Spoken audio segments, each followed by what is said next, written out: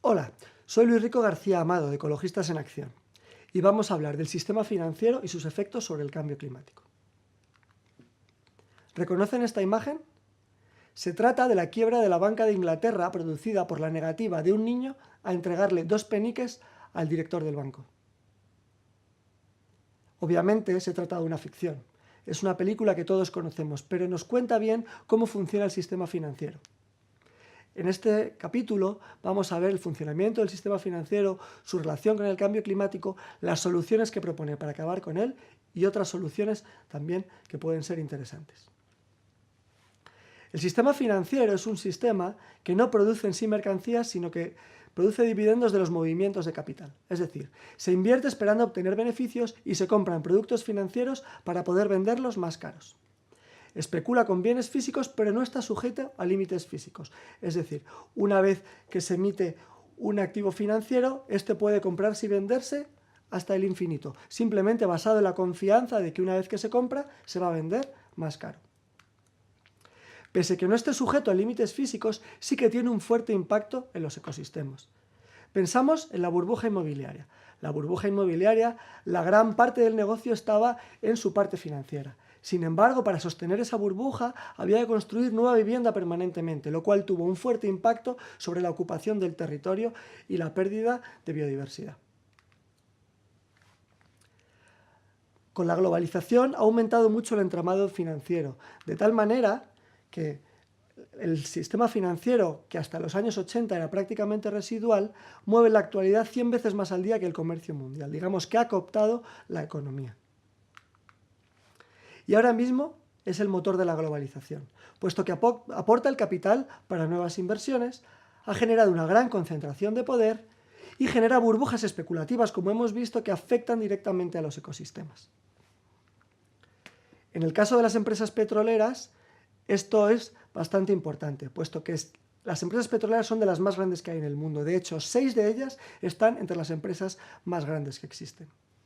El valor accionarial total es de 5 billones de dólares, de los cuales un solo billón, es decir, una quinta parte, está concentrado en 25 inversores. Por otro lado, el petróleo, el producto que venden, es vital para el funcionamiento de la globalización por los requerimientos de transporte.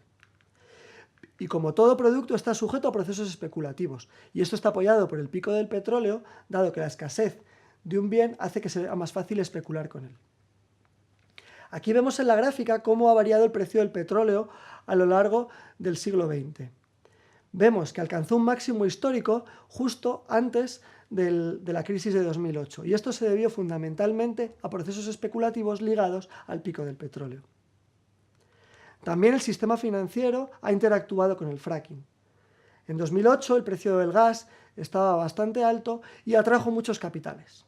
El precio del gas bajó, por lo cual el negocio no era tan rentable y la burbuja podía haber estallado, pero para que no estallara esto obligó a abrir muchos más pozos de gas continuamente para aumentar la producción de gas y poder seguir manteniendo esta burbuja. Aquí vemos una vez más cómo los procesos especulativos infieren sobre el medio ambiente y en este caso el cambio climático.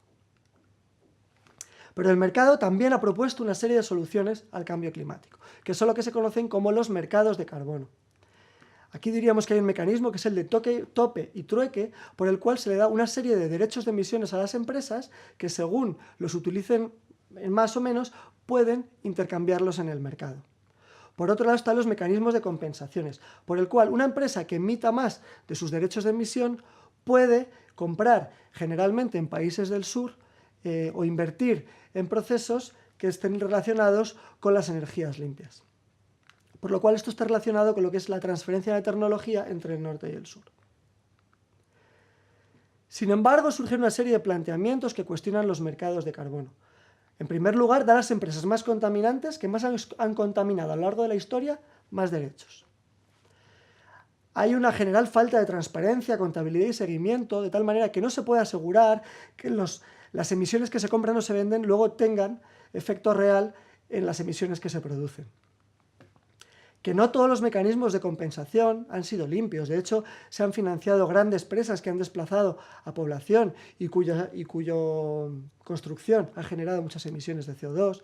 Quemas de productos que son tóxicos a la atmósfera han contado como mecanismos de desarrollo limpio, o plantaciones de palma que también emiten, es un proceso agroindustrial que acaba emitiendo mucho CO2.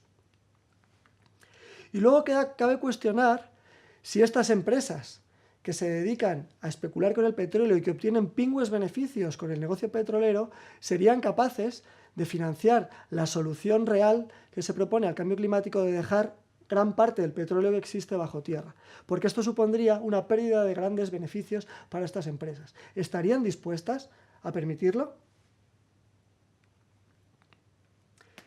Aquí vemos como los mercados de carbono no han sido una solución real. De hecho, las emisiones globales han ido aumentando pese a los mercados de carbono. Y solo ha habido leves retrocesos cada vez que ha habido una crisis financiera. Es lo único que ha hecho que disminuyan las emisiones.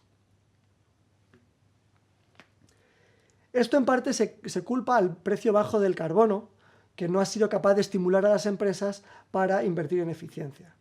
Sin embargo, esto es un riesgo del mercado y nos recuerda lo que nos decía Antonio Machado, que todo necio confunde valor y precio.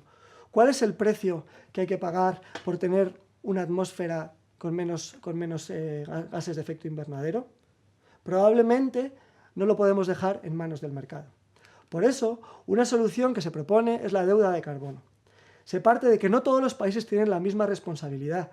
Podemos ver en el gráfico, en la parte azul y en la parte verde, como Estados Unidos y la Unión Europea son los principales emisores históricos a la atmósfera. Las consecuencias tampoco han sido iguales en todos los países y, de hecho, muchos de los países pobres son los que más sufren las consecuencias del cambio climático.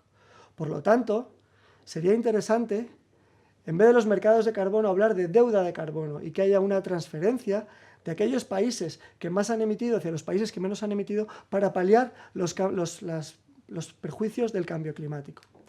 Esto se podría trasladar también a las empresas, puesto que hay una gran parte de empresas que tienen responsabilidad histórica en las emisiones de CO2.